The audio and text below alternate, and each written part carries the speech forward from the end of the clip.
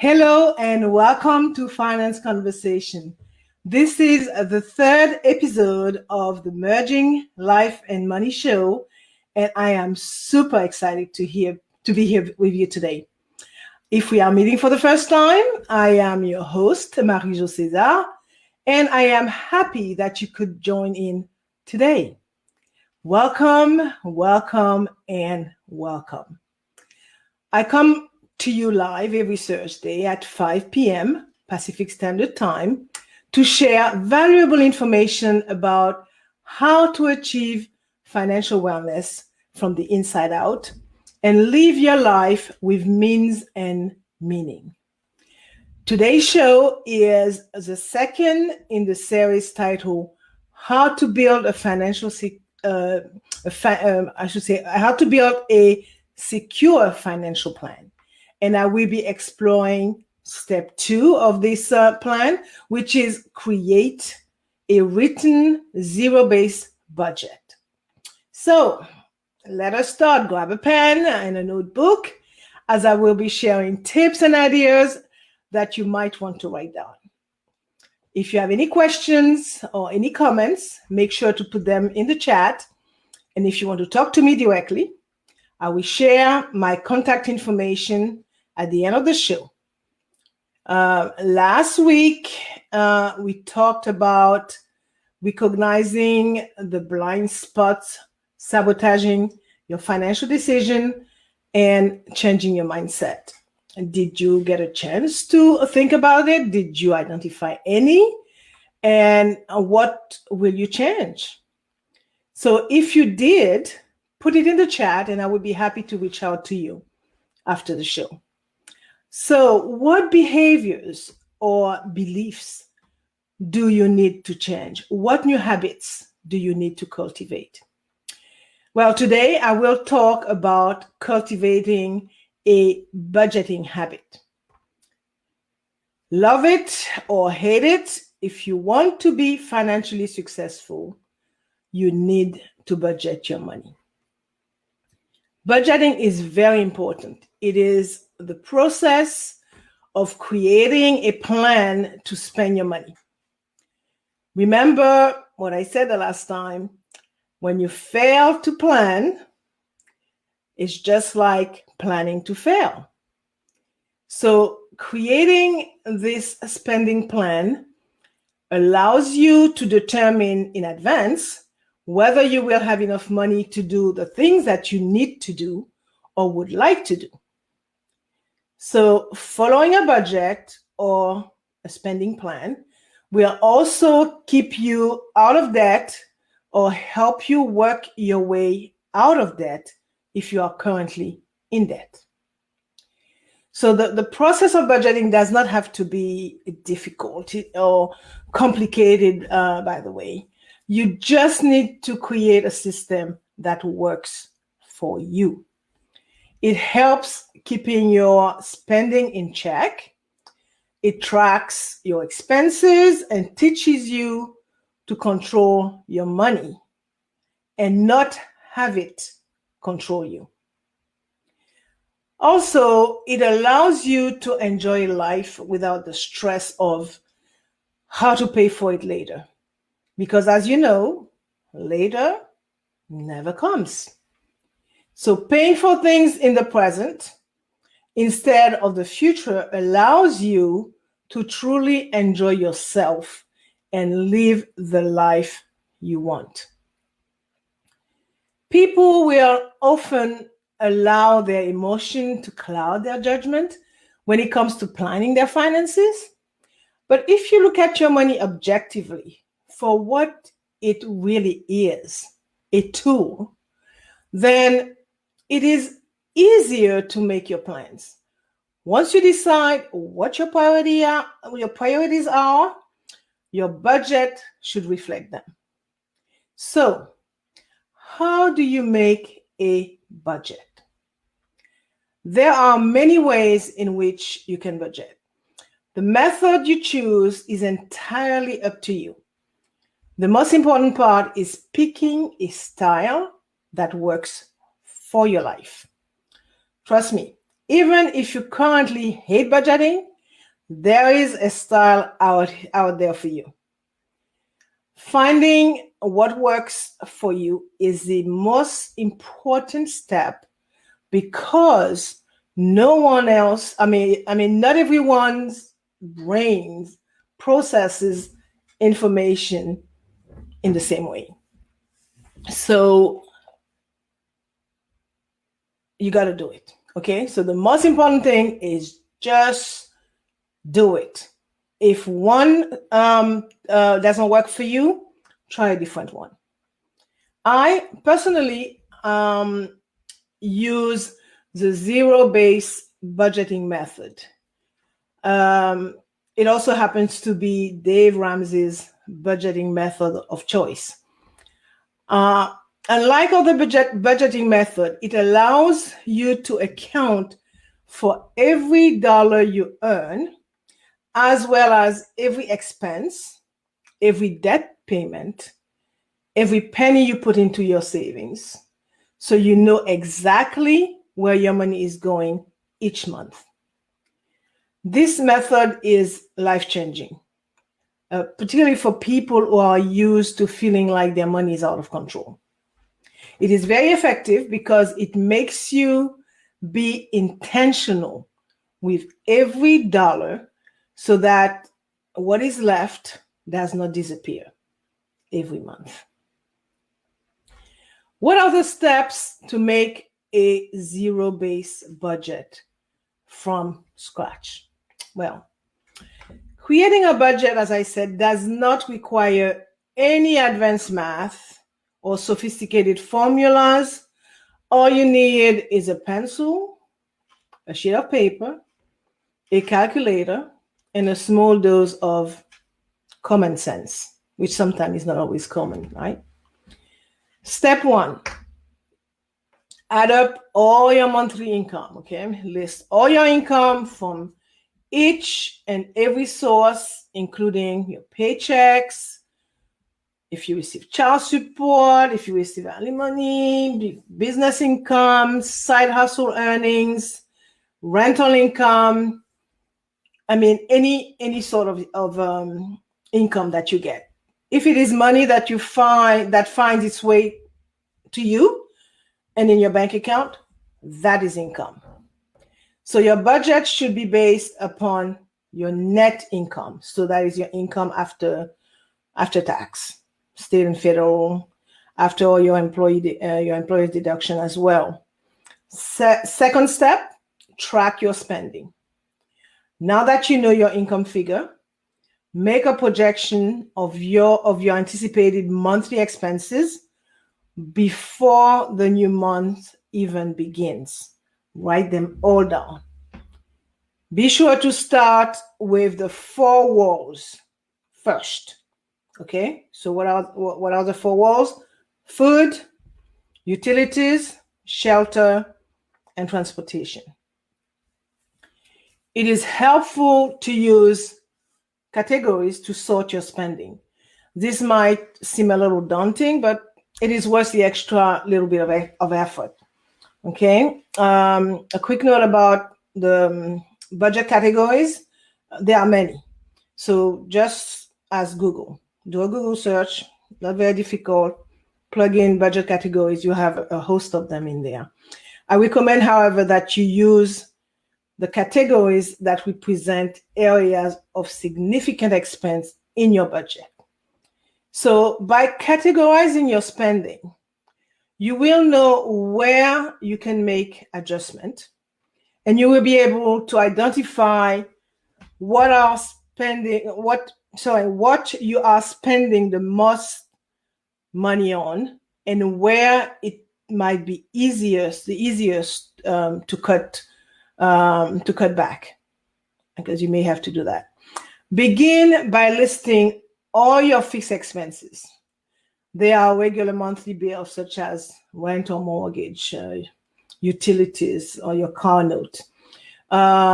It is unlikely that you'll be able to cut back on these, but knowing how much of your monthly income they take up is very helpful.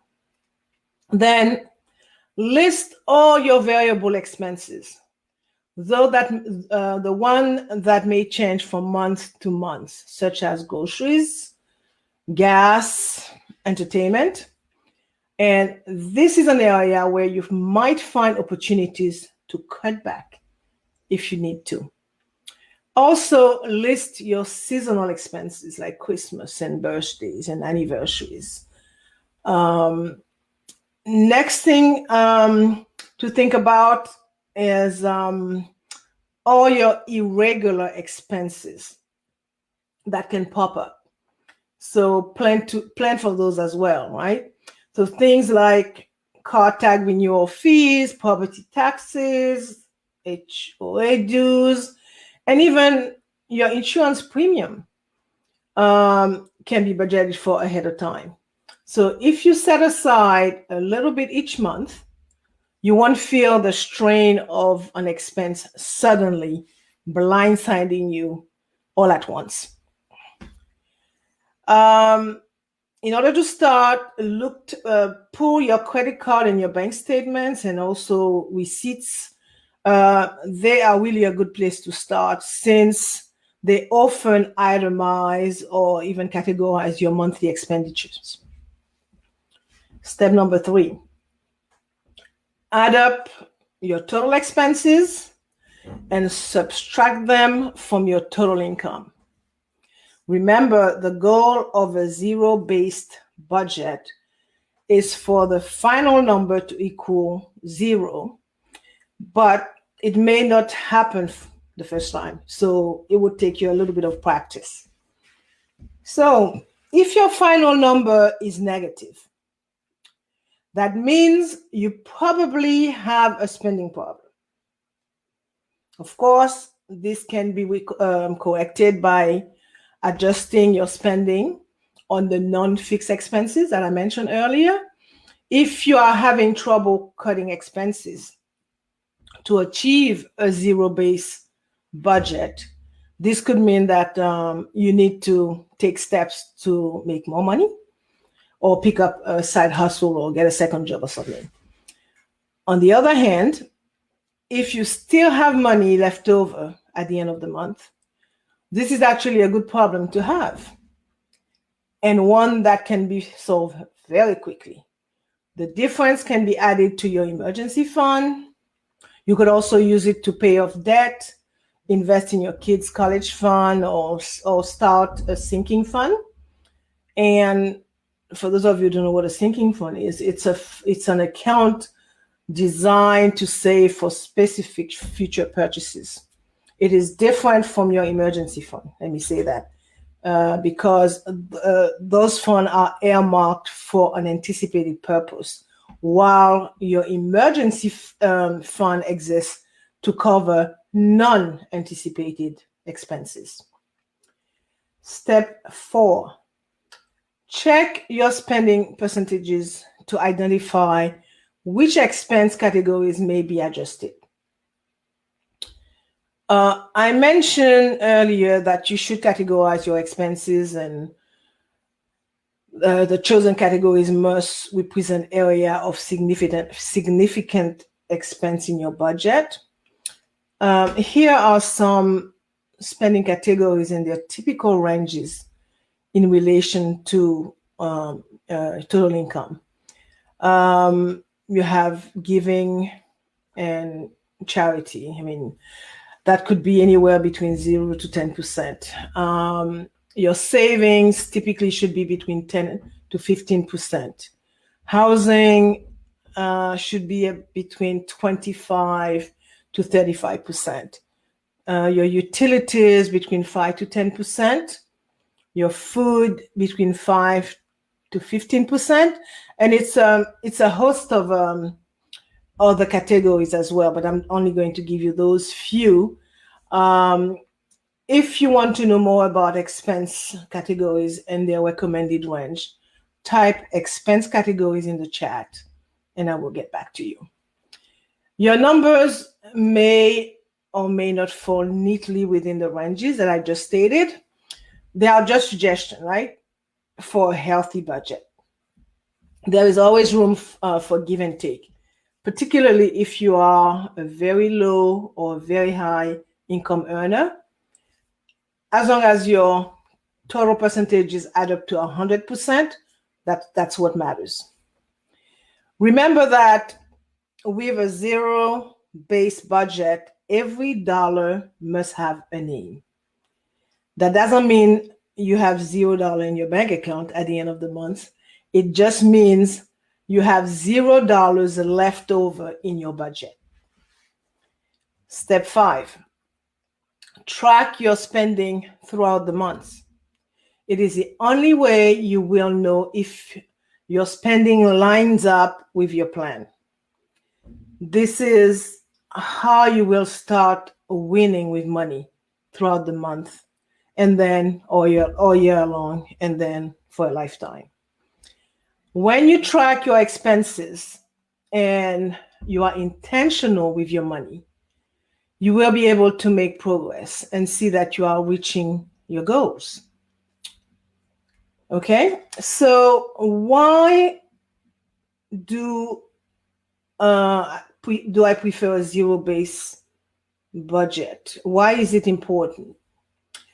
Having a budget, which is your detailed spending plan, is the quickest way to make your money goals a reality, no matter where you are at on your journey. Trying to get out of debt, you need a budget. Saving up for a safety net, you need a budget. Wanting to put money away for retirement, you need a budget. You're already a millionaire, guess what? You still need a budget. So remember, you are the one in control of your own budget. You get to tell every single dollar exactly where to go each month. And don't think of it as limiting your freedom, okay? Having a budget actually gives you the freedom to spend money on purpose. And budgeting makes your money go further. Remember that there are only 4 things that can be done with money. You can spend it, you can pay off your debts with it, you can save it, and you could give it away. So a budget actually defends your priorities from casual wishes, and it helps to differentiate between the two. It makes every dollar count.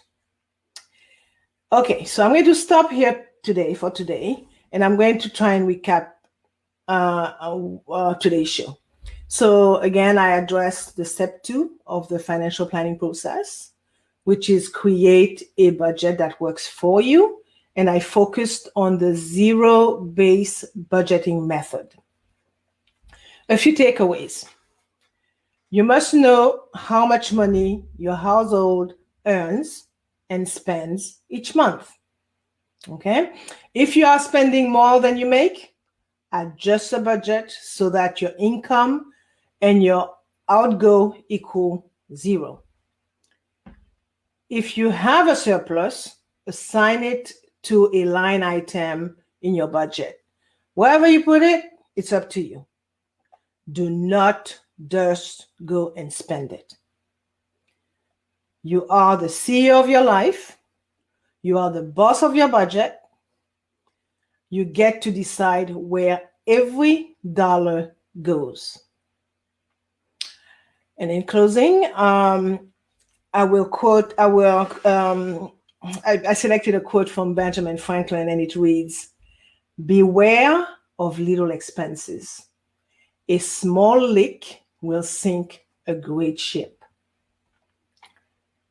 Okay, so I did promise to give you my contact information. So you can reach me by sending me an email at mj@mariejocaesar.com.